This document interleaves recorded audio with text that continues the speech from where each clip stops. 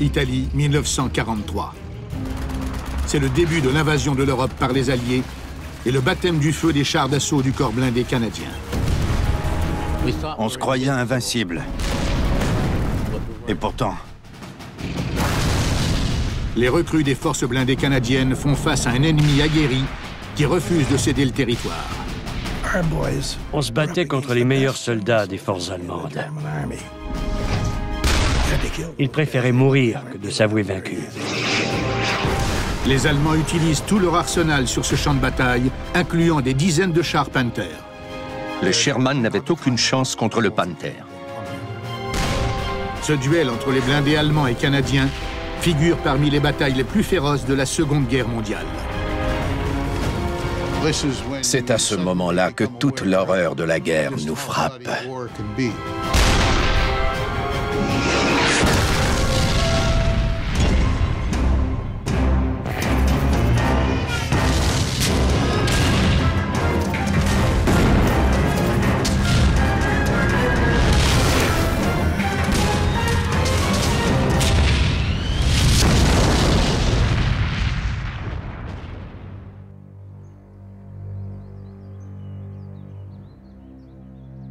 Nous sommes en Italie, au sud de Rome.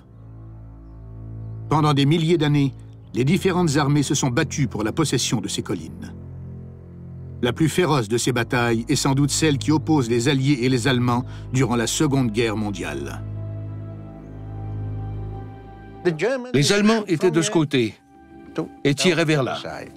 On pouvait entendre les détonations suivies du sifflement des obus.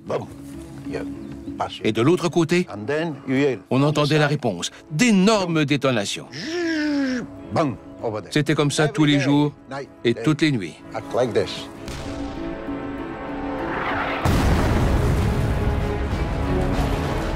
10 juillet 1943. Les Alliés prennent d'assaut les plages de la Sicile pour contrer l'occupation allemande de l'Europe. Après 6 semaines de combats acharnés, les Alliés arrivent à repousser les forces allemandes et italiennes. Ils se préparent à la conquête du reste de l'Italie. Leur objectif est de s'emparer de Rome en lançant un assaut sur 2 fronts. La 5e armée américaine sur le flanc gauche et la 8e armée britannique sur le flanc droit. Les soldats canadiens inexpérimentés se battent également au sein de la 8e armée. Ils forment une unité mobile de 18 000 hommes, 300 canons lourds et plus de 200 chars d'assaut. Dans son avancée vers le nord, cette armée imposante affronte son premier ennemi, le terrain accidenté de l'Italie. Le terrain en Italie était sillonné de ravins et de crêtes à perte de vue. C'était comme ça du talon de la botte jusque dans les Alpes.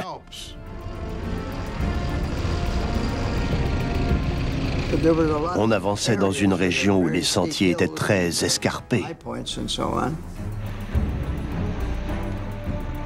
On était mal préparés pour ce genre de terrain. On nous avait entraînés pour se battre en Afrique du Nord. Ça n'avait rien à voir avec les paysages d'Italie. En se frayant un chemin vers le nord, les Canadiens rencontrent peu de résistance. Le gouvernement italien vient de capituler et plusieurs envisagent la libération de Rome dans les mois qui suivent. Mais Hitler sait qu'il doit stopper l'avancée des Alliés en Italie pour protéger l'Allemagne. Il ordonne à ses troupes de passer à l'attaque. Pour la défense du sud de l'Italie, les Allemands envoient 6 divisions pour un total de 95 000 hommes, 389 canons lourds et près de 400 chars d'assaut. Au sud de Rome, les Allemands construisent la ligne Gustave. Cette série de fortifications composées de casemates, de barbelés et de chars d'assaut forme une barrière défensive d'un bout à l'autre de la péninsule italienne.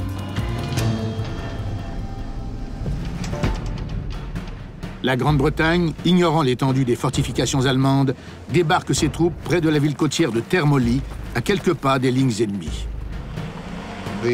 La brigade a accosté sur le territoire utilisé comme aire de repos pour la 16e Panzer Division. German 16th Panzer Division. En peu de temps, les Britanniques étaient attaqués par les Allemands.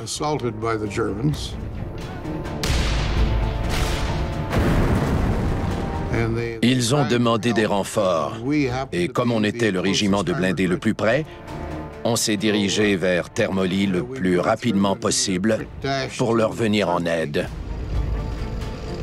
36 chars canadiens Sherman se lancent à la rescousse des Britanniques en difficulté.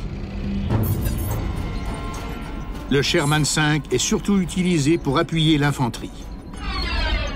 Protégé d'un mince blindage frontal de 51 mm et armé d'un canon à faible vitesse de 75 mm, le Sherman sacrifie protection et puissance de feu au profit de la vitesse et de l'agilité.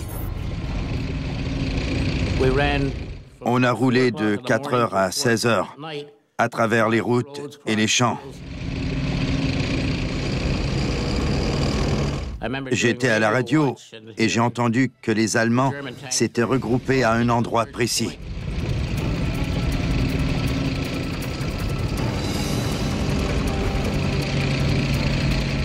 On s'est dit, quelqu'un va avoir toute une surprise.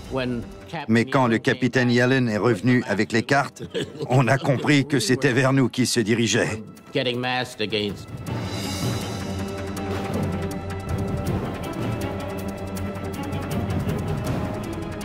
Et c'étaient des soldats expérimentés. Ça n'allait pas être facile de les éliminer. On se tenait en hauteur au moment où les Allemands ont lancé une contre-attaque.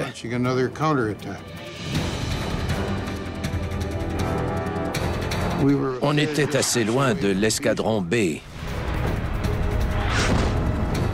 Ils étaient beaucoup plus près du boisé d'où les Allemands sont arrivés. Quand ils ont commencé à bouger, l'escadron B a tout de suite réagi.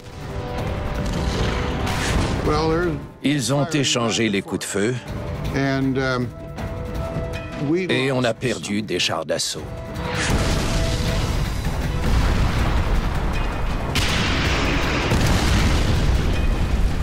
On était dans la position idéale pour les tirs d'appui.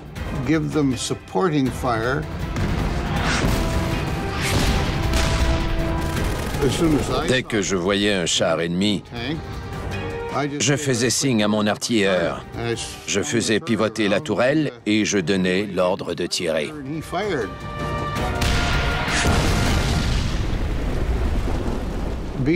C'est l'escadron B qui a le plus souffert. Ils ont perdu 2 ou 3 chars, mais ils ont eu le temps d'en détruire 8 du côté des Allemands.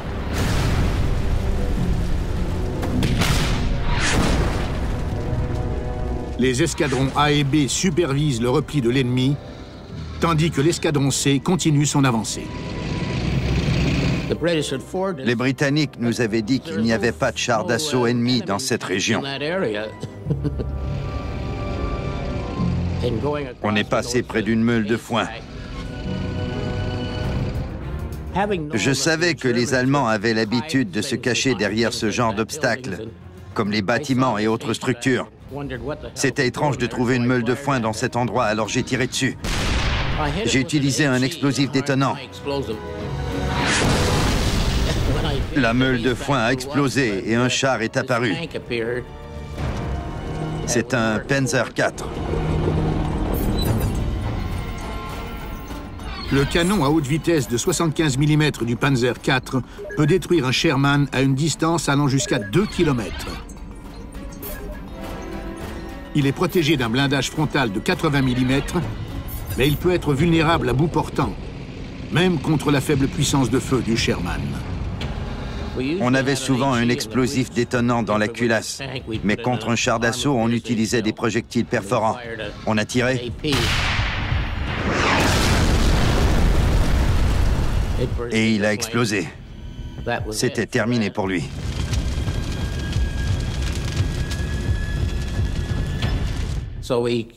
On est remonté de l'autre côté où on a pu maintenir notre position.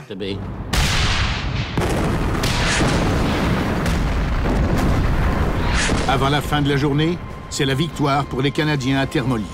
ils arrivent à détruire au moins 8 panzers allemands.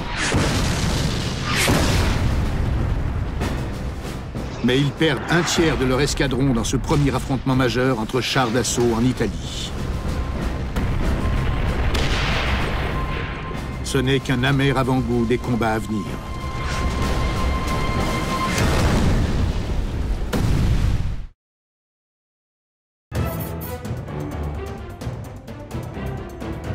Septembre 1943.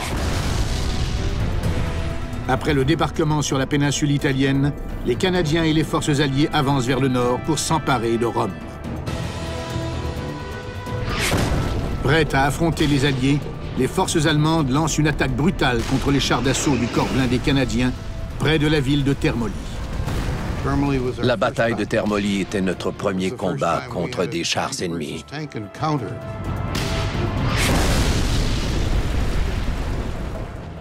Malgré les nombreuses pertes encourues, les forces canadiennes arrivent à repousser l'ennemi. Mais peu de temps après la bataille, les Allemands envoient 18 divisions armées en renfort pour stopper la progression des Alliés. Avant de pouvoir continuer leur chemin vers Rome, les Canadiens devront prendre le village de San Leonardo, maintenant lourdement renforcé.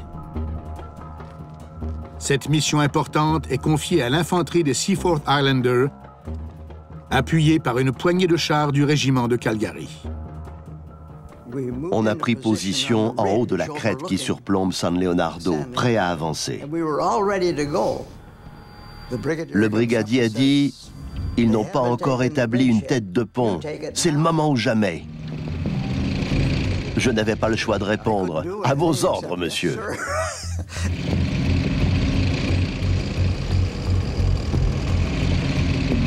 C'était plutôt risqué de se lancer comme ça sur le territoire. On n'avait ni reconnaissance ni analyse du terrain. En descendant, le village de San Leonardo était là, juste devant nous. Et la seconde d'après, c'était l'apocalypse.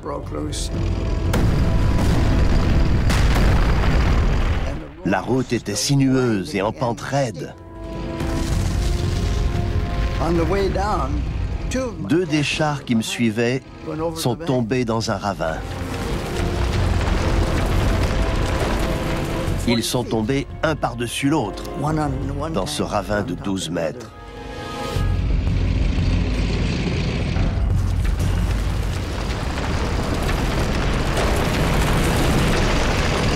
Arrivé à San Leonardo, il ne nous restait que 4 chars d'assaut.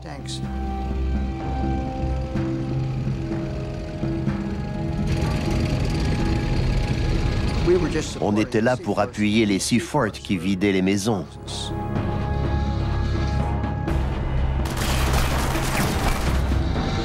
Quand ils étaient prêts à entrer, on pouvait lancer un obus par la fenêtre à 3 mètres de la porte sans faire exploser toute la maison. On avait une bonne cadence de tir.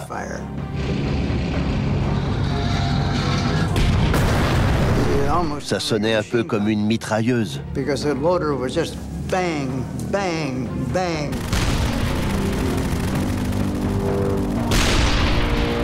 Un après l'autre, nos tirs couvraient toute la zone.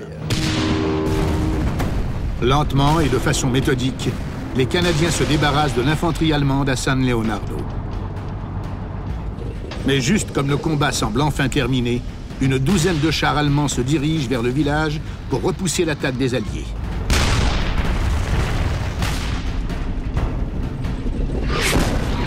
Les Allemands avaient plusieurs autres chars à San Leonardo. Je dirais 10 ou 12 au moins. Il y avait un homme appelé Arne Charbonneau. C'était un des commandants de troupes. Il était positionné pour couvrir la route qui menait à la côte. Tout à coup, un char allemand est passé devant lui. Il était à pas plus de 50 mètres de Charbonneau. Il se dirigeait derrière le bâtiment. L'infanterie Seafort était positionnée des deux côtés du bâtiment. Le char ennemi se dirigeait droit sur un soldat du Seafort.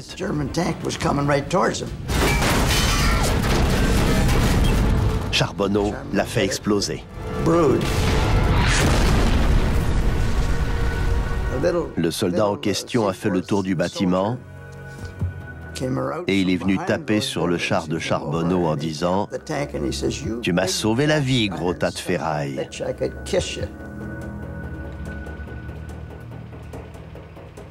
On était fiers d'avoir accompli notre mission.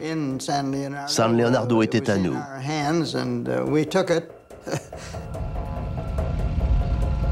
Le village maintenant entre leurs mains, les Canadiens continuent leur avancée vers le prochain objectif, la ville côtière d'Ortona. Mais pour s'y rendre, ils doivent d'abord s'approprier l'intersection au nom de code Cider Crossroad, protégée par une des unités les plus fortes de l'armée allemande. La première division parachutiste était leur meilleure troupe.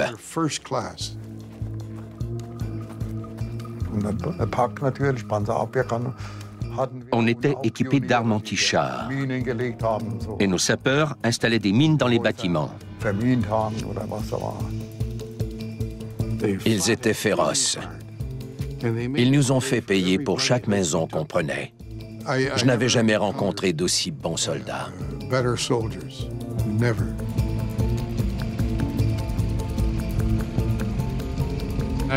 Le char d'assaut de mon commandant d'escadron a roulé sur une mine. Il a contacté le commandant adjoint pour lui donner l'ordre de l'approcher et de sortir ses soldats de là. L'adjoint lui a demandé s'il y avait d'autres mines et il a répondu « Non, c'était la seule ». Eh bien, l'adjoint en a trouvé une autre. Avec l'arrivée de plusieurs chars d'assaut alliés à l'intersection, les troupes allemandes commencent à se replier vers Ortona, laissant derrière elles quelques petites unités pour ralentir la progression des Canadiens. Notre char était en tête du peloton, flanqué d'un groupe à droite et un autre à gauche. Melville, sur le flanc gauche, nous a demandé la permission de rouler devant nous pour contourner le chemin de fer. Il s'est avancé devant nous à environ 25 mètres. Les Allemands avaient couvert le caniveau de 90 kilos de fulmi-coton.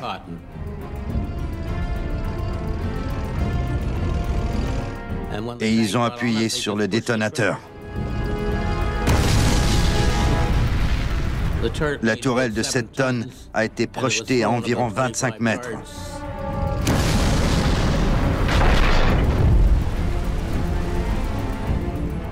Ils sont tous morts. Le char a été éventré. Si Melville n'avait pas demandé à nous devancer, c'est notre char qui y passait.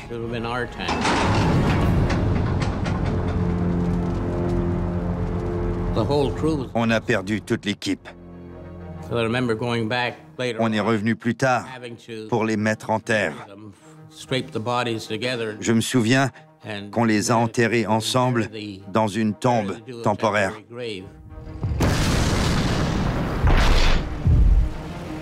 C'est à ce moment-là que toute l'horreur de la guerre nous frappe. C'est au moment où on perd un ami, au moment précis où on le voit se faire tuer.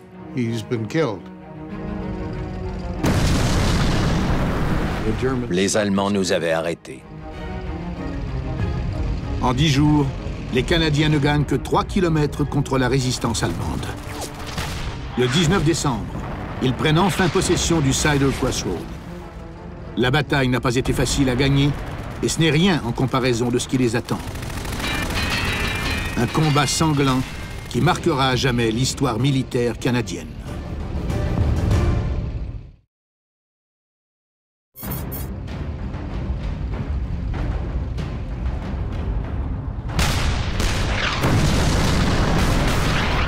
Décembre 1943.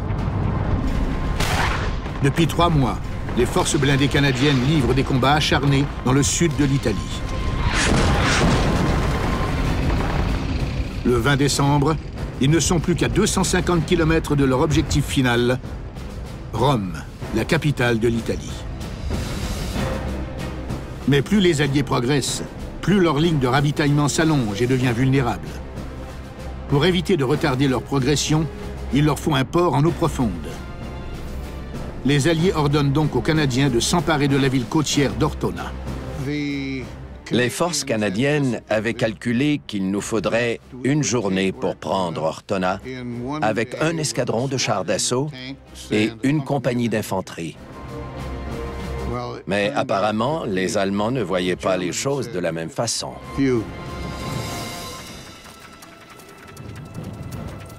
Ortona est protégée par la fameuse première division parachutiste qui reçoit l'ordre de stopper l'avancée des Canadiens à tout prix. On se battait contre les meilleurs soldats des forces allemandes. Ils préféraient mourir que de s'avouer vaincus. Pour conquérir la ville, les Canadiens doivent se battre dans un labyrinthe de rues étroites et de voies encombrées de débris. Pour protéger l'infanterie, l'attaque est appuyée par les chars d'assaut.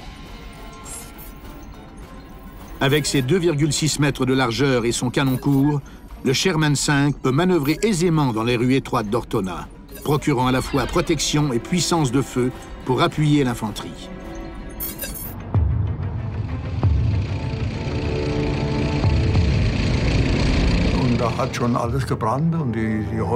Toutes les maisons étaient déjà en train de brûler. Quand les chars arrivaient, on criait « Chars droit devant ».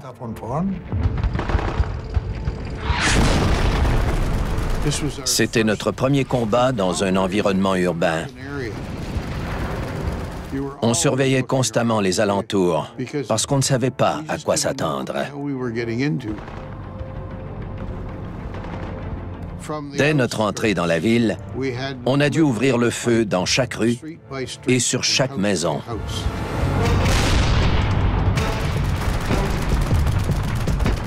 On a utilisé énormément de munitions. On tirait même si on ne voyait pas l'ennemi.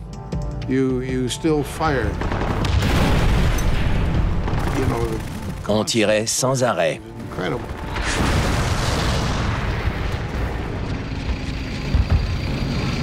Notre mission était d'appuyer l'infanterie.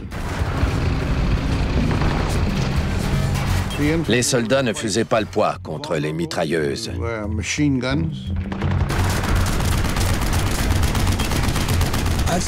Le Sherman était notre meilleure arme contre l'infanterie ennemie. Pour ce genre de mission, c'était le char d'assaut idéal. Le plus difficile était de trouver l'ennemi. Les Allemands étaient très habiles pour camoufler leurs mitrailleuses. Il fallait les détruire toutes, et on l'a fait. On a détruit des maisons entières. Sur le dessus de nos explosifs détonants, il y avait une vis. Quand on tournait cette vis, on retardait l'impact de 0,5 secondes. Alors, une fois l'obus lancé, il pénétrait dans le bâtiment avant d'exploser.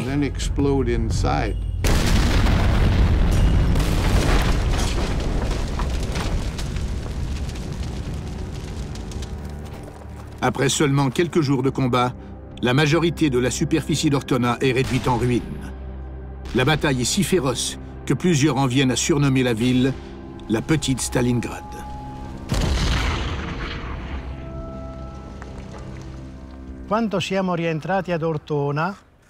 Quand on est revenu à Ortona, le 20 décembre 1943, On a cherché notre maison, là-bas. On escaladait des montagnes de débris pour se rendre jusque-là.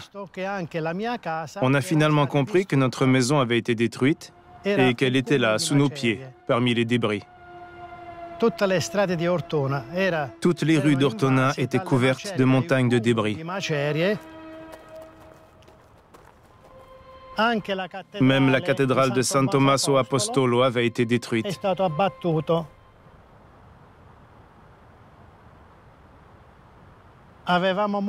Je me souviens que j'avais très peur. J'étais effrayé parce qu'on pouvait être tué à tout moment. Le 22 décembre, les Allemands ont déjà perdu les 2/3 d'Ortona. Mais ils refusent de baisser les bras devant les Canadiens. Ils se préparent à une ultime confrontation dans le nord de la ville.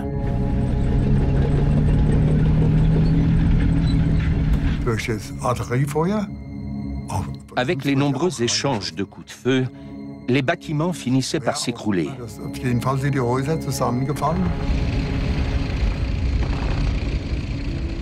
Les chars avaient de plus en plus de difficultés à rouler dans les rues étroites. C'était plus facile de les piéger. On ne pouvait pas s'engager dans cette rue. Alors on tournait sur l'autre, et c'est là qu'ils nous attendaient pour nous tendre un piège.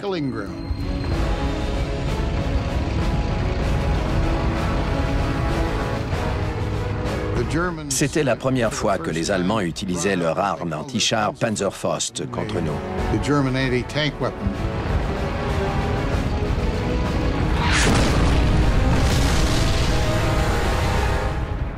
Ils avaient aussi ce qu'on appelait des bombes collantes.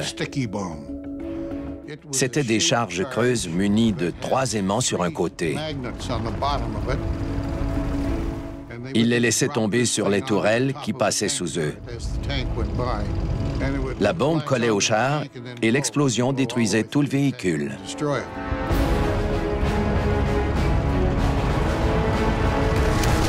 La bataille d'Ortona s'intensifie. Clairement, les Allemands sont décidés à se battre jusqu'au bout. Ils ont l'intention d'arrêter la progression des Canadiens à tout prix.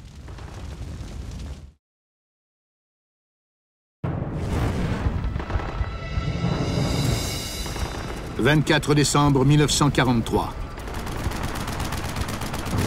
Après 4 jours de bataille sanglante dans les rues d'Ortona, les Alliés n'arrivent toujours pas à déloger les forces allemandes tenaces.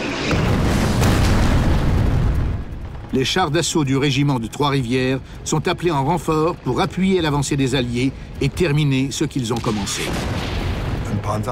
La ville n'était pas un terrain favorable pour les chars d'assaut. Il y avait trop de débris. On ne pouvait pas s'engager dans cette rue. Alors on tournait sur l'autre, et c'est là qu'ils nous attendaient pour nous tendre un piège.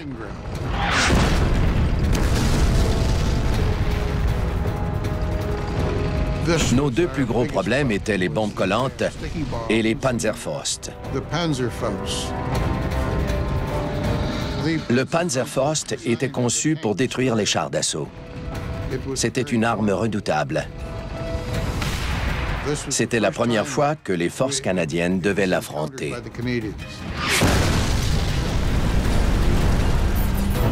Le lance-grenade portatif Panzerfaust est parmi les armes anti-chars les plus destructrices sur le champ de bataille. Son projectile à charge creuse peut atteindre une distance de 30 mètres et pénétrer jusqu'à 200 mm de blindage et causer une explosion dévastatrice à l'intérieur du véhicule.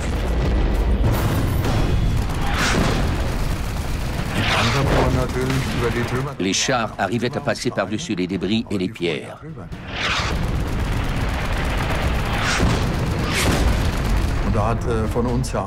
Une de nos armes anti-chars, positionnée sur une rue secondaire, avait réussi à en abattre quelques-uns. L'ennemi a compris d'où provenaient les coups de feu et se dirigeait vers eux. C'est là qu'on a reçu l'ordre de tirer. Dann hat es geheißen, Feuer.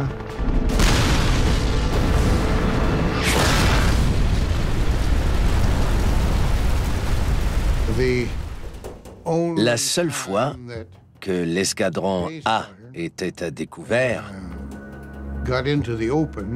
c'est quand il est arrivé dans le nord de la ville. La rue débouchait sur une piazza. À notre gauche, il y avait une église du 15e siècle. Ses grandes portes étaient ouvertes et les Allemands avaient caché une mitrailleuse près de l'autel. Quand les gars du Seaforth se sont engagés sur la piazza, la mitrailleuse a attaqué leur flanc.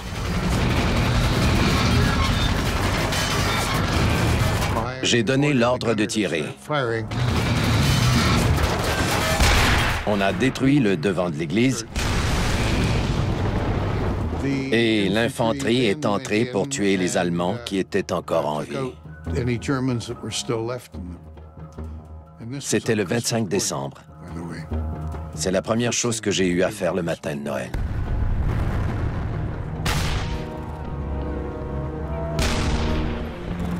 Le 28 décembre, ce qui reste des troupes de parachutistes se replient et cèdent Ortona aux Canadiens.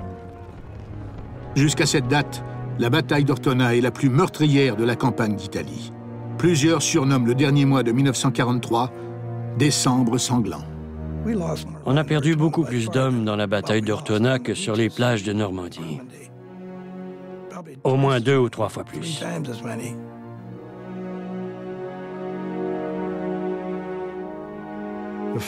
Il y a près de 1400 Canadiens enterrés en périphérie d'Ortona. C'est la preuve que le combat était très pénible.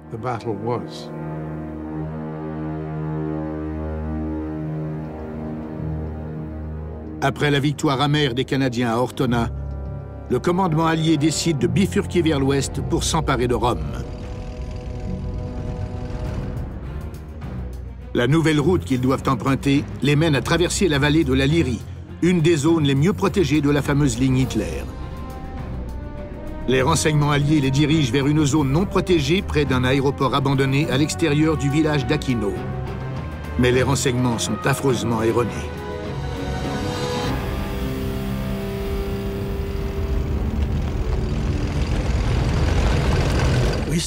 On se dirigeait vers l'aéroport. Il devait être 5h30 ou 6h.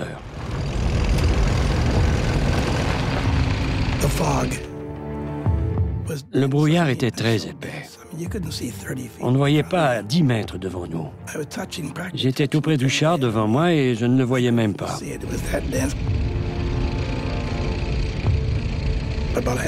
À mi-chemin, le soleil s'est levé et le brouillard s'est dissipé lentement. On a traversé l'aéroport sans savoir que l'ennemi nous attendait, patiemment.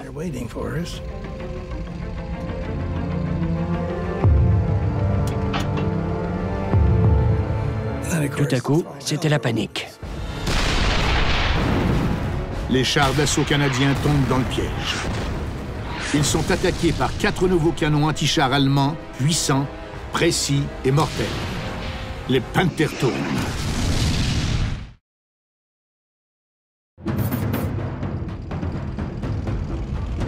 « 19 mai 1944. Les forces canadiennes sont à moins de 150 km de Rome. S'ils arrivent à percer les défenses allemandes à Aquino, plus rien ne pourra les arrêter. Mais une surprise meurtrière les attend au moment de traverser un aéroport abandonné à l'extérieur du village. On a traversé l'aéroport sans savoir que l'ennemi nous attendait, patiemment. Tout à coup, c'était la panique. Les Canadiens sont parmi les premiers à affronter la nouvelle arme anti-char des Allemands. Le Panzerturm est une tourelle de chars Panther attachée à une base en béton. Discret et lourdement blindé, le Panzerturm est presque impossible à détruire. Son canon à haute vitesse de 75 mm en fait un adversaire redoutable.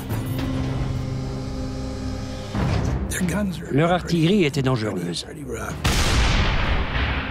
C'étaient des canons de calibre 75 mm, comme ceux des Panthers. C'était une surprise brutale. On ne savait même pas qu'ils étaient là. On aurait dit une partie de chasse. On était la proie et les Allemands se faisaient un plaisir de nous tirer dessus.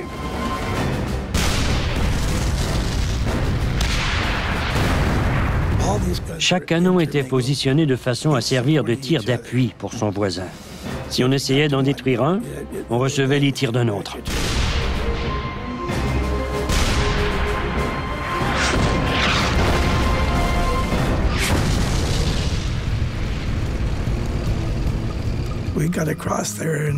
Ma bande s'en est bien tirée. On est passé devant les canons sans subir de pertes. Avant de m'avancer trop loin, j'ai repéré un ravin qui me semblait un endroit sécuritaire. J'ai positionné mes chars d'assaut de façon à laisser dépasser la tourelle. Si on avait continué notre chemin, on serait arrivé trop près des canons et je ne serais pas ici aujourd'hui.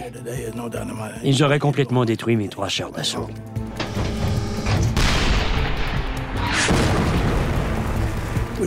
On a perdu 13 chars ce jour-là.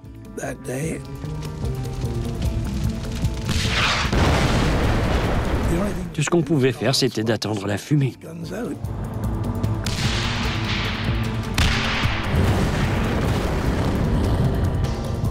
Finalement, vers 20 heures, la fumée était assez dense pour battre en retraite. On a réussi à s'enfuir de l'aéroport avant la tombée de la nuit.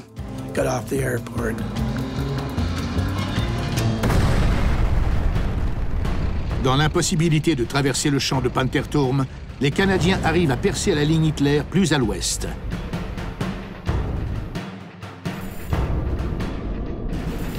Ils traversent la rivière Melfa et continuent leur avancée sur la route principale en direction de Rome. À la fin du mois de mai, les Alliés arrivent finalement à repousser les défenses allemandes plus au nord de Rome. La défense allemande s'est écroulée. Ils ont dû se replier à l'improviste.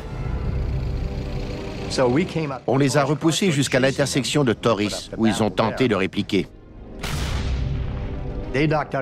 Ils ont détruit quelques-uns de nos chars. Celui dans lequel j'étais 15 jours plus tôt a reçu un obus directement sur la tourelle.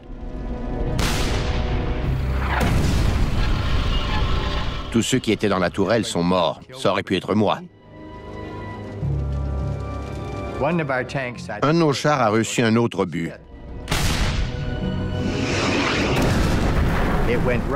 Le projectile est passé de part en part du véhicule.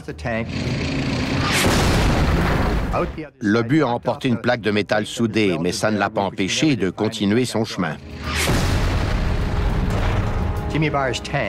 Le char d'assaut de Jimmy Barr et de Sandy Scott a descendu la colline. Rendu à l'intersection, ils sont arrivés face à face avec un char ennemi. Ils ont fait feu immédiatement. Les 15 projectiles perforants à moins de 100 mètres ont ricoché.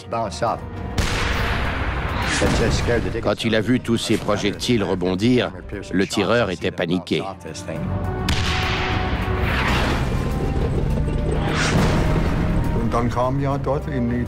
Le char Panther a été construit durant la campagne d'Italie.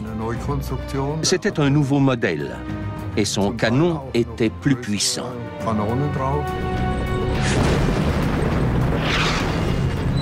Le Sherman n'avait aucune chance contre le Panther. Le Panther allemand est un des chars les plus redoutables de la Seconde Guerre mondiale. Son apparition soudaine sur le champ de bataille italien terrorise les forces blindées canadiennes.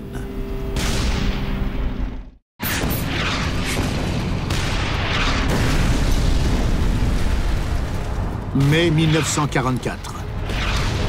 8 mois après leur débarquement en Italie, les forces blindées canadiennes sont maintenant des vétérans aguerris. Ils ont surmonté tous les obstacles allemands mis en travers de leur route. Mais à quelques kilomètres de Rome, ils rencontrent le char d'assaut le plus meurtrier de l'arsenal allemand, le Panther. Les 15 projectiles perforants à moins de 100 mètres ont ricoché. Quand il a vu tous ces projectiles rebondir, le tireur était paniqué. C'est la première fois que les Alliés affrontaient les Panthers.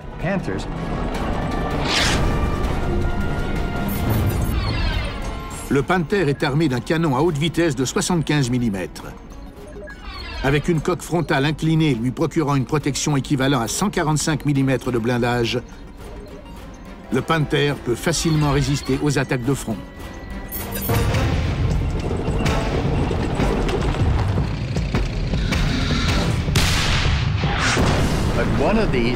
Un obus a atteint le mécanisme de déplacement. Les Allemands ne pouvaient plus tourner la tourelle. Sans cela, tous nos soldats seraient morts. Ils ont ensuite envoyé un explosif détonnant dans les roues de la chenille.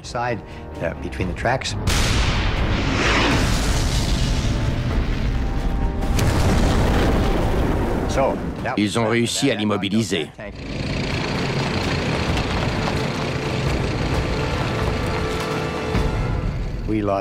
On a perdu 11 hommes sur ce champ de bataille. On a dû sortir un des soldats dans une petite boîte. Son char avait été lourdement touché. On les a enterrés sur le terrain d'une église près de l'intersection.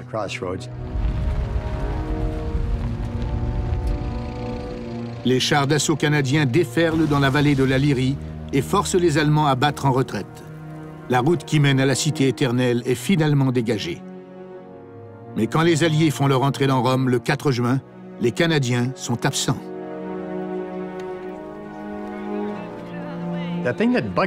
Ce qui nous a le plus dérangé, c'est qu'après avoir perdu plusieurs chars et plusieurs soldats sur le champ de bataille, le commandant Mark Clark nous a donné l'ordre de nous retirer pour laisser ces Américains entrer dans Rome. The Allied Fifth Army entered the Eternal City from the south, acclaimed by cheering multitudes. Ils sont entrés glorieusement dans la ville de Rome comme des héros et des conquérants.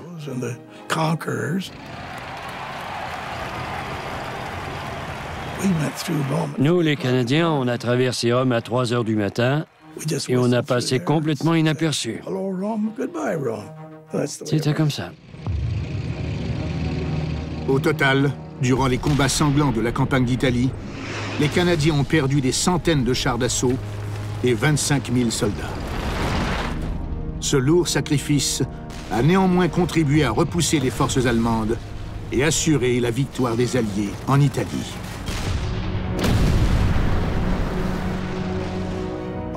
Concrètement, la guerre était perdue pour nous à ce moment-là. Mais on refusait de le croire.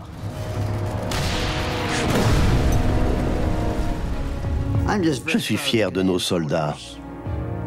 Peu importe où ils se trouvaient, les soldats canadiens ont fait de l'excellent travail. C'est la première division canadienne qui a percé la ligne Hitler et qui s'est battue à Ortona. Quand je pense aux 1375 tombes à la rivière Moreau, je me dis que ça n'en valait pas le coup.